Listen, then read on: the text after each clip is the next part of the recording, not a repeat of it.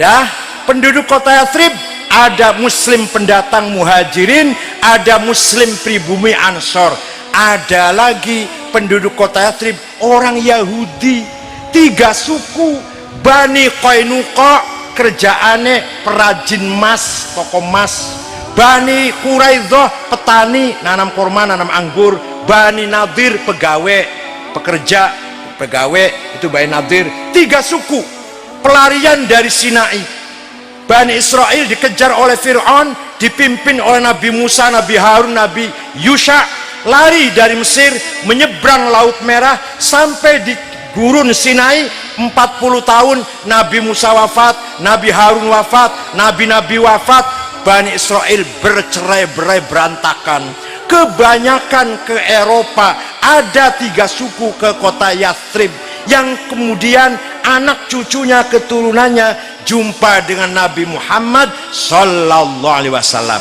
Maka kalau kiai baca tafsir, baca Quran, tafsir Jalalain, ya Bani Israel adhkuru ni'mat jallati an'amtu alaikum, dan seterusnya, itu Bani Israel yang ada di Madinah, bukan Bani Israel yang ada di Amerika, bukan.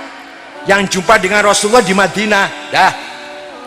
Artinya penduduk kota Yathrib majmuk, bineka, tidak satu macam.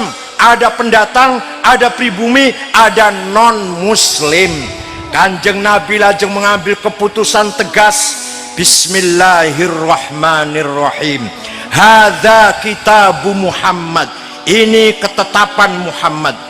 Al muslimuna min Quraisy, orang Islam pendatang muhajirin, wal muslimuna min Yathrib, orang Islam pribumi ansor, wal yahud, dan orang Yahudi non muslim, waman tabi'ahum walahiqobihim wajahadamahum, asalkan satu tujuan, satu cita-cita, satu garis perjuangannya, innahum ummatun wahidatun min dunin nas, sesungguhnya semua itu adalah satu umat.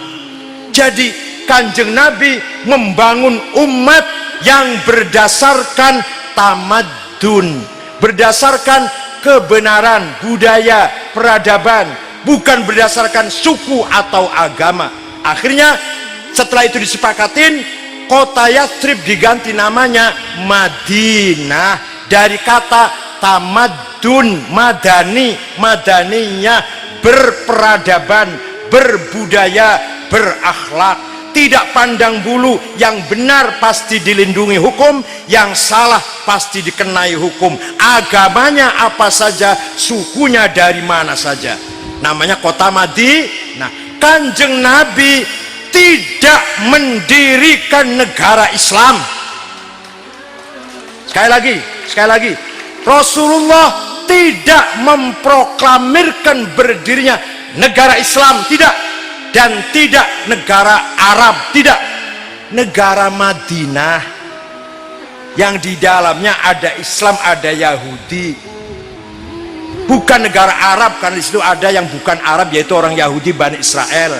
Jadi Kanjeng Nabi 15 abad yang lalu telah membangun konstitusi yang modern, konstitusi yang modern, bukan berdasarkan agama, bukan berdasarkan suku. Begitu pula Nahdlatul Ulama tahun 36, 9 tahun sebelum merdeka, punya gagasan, punya ide, Indonesia menjadi negara, bukan negara agama, bukan negara suku, namanya negara Indonesia. Paham betul?